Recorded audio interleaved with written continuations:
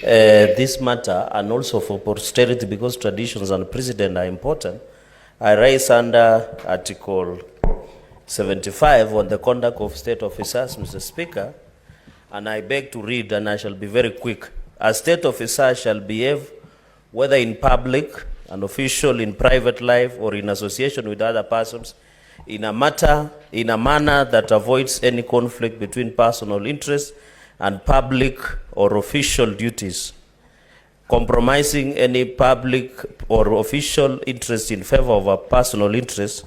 So, Speaker, I invite you also to look at our standing orders, just in quick succession of standing order number 252 on attendance before the National Assembly and reverse.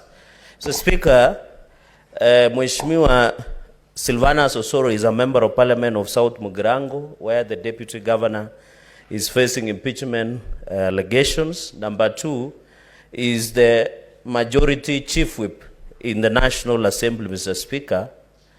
So my concern, in as much as I'm aware of Article 50, but you must interpret the Constitution, both Article 50 and Article 73, Mr. Speaker. I'm aware Deputy Governor Monda is allowed to have a legal representative of his own choice. Mr. Speaker, is it in order for my brother, Mheshimiwa Silvanus Osoro, the MP of South Mugirango, to appear on behalf of Robert Monda, the Deputy Governor? 1, because he's a state officer, and 2, of conflict of interest that he might send a mixed signals that he is a chief whip of the majority side in the National Assembly. And number 3, whether, looking at standing order 252, whether the procedure of ensuring him appears before the Senate, not only as an advocate, but also as a member of Parliament. Mr. McHugh, under Article 93, member of Parliament is both a senator and a member of National Assembly. Mr. Speaker, some of us who are learned friends would have wished to appear on behalf of either side.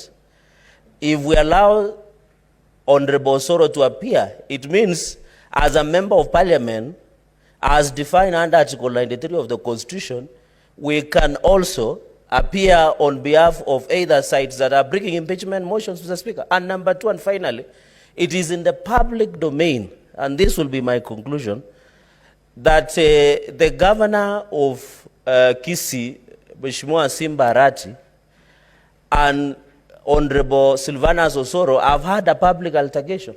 Mr. Speaker, I beg that we should not use Senate as a playground of local politics of what is happening in Kisii, Mr. Speaker. Could it be Senator Osoro, Honorable Osoro, and Simba Governor Arati extending their playful political ground to the Republic of Senate, Mr. Speaker, where we are here only to listen to charges that have the basis of evidence and can stand the test of legal and constitutional and standing orders, Mr. Speaker. So I beg that you rule that Honorable Osoro should relinquish himself from representing Honorable Monda, go back to his house business in the National Assembly, and serve our party, the UDA and Kenya Kwanza majority national. He is a chief whip. We might lose some of the bills at the National Assembly, while Mheshimiwa Osoro is busy representing for personal, financial, gainful, and propelling his professional at the expense of the position that we gave him in the National Assembly, Mr. Speaker. So I beg your ruling, and Senator Osoro should go back to serve the people of South Mugirango and members of National Assembly, Mr. Speaker, and allow this House to proceed. And I know Senior Counsel Katwa Kigen and the other retinue of colleague learned can do their job well, Mr. Speaker. So I request that on PO, let Mheshimiwa Osoro, there is no problem. They can still continue fighting with Governor Arati in funerals in Kisii, but not in this House. I submit, Mr. Speaker, sir. No. Yes.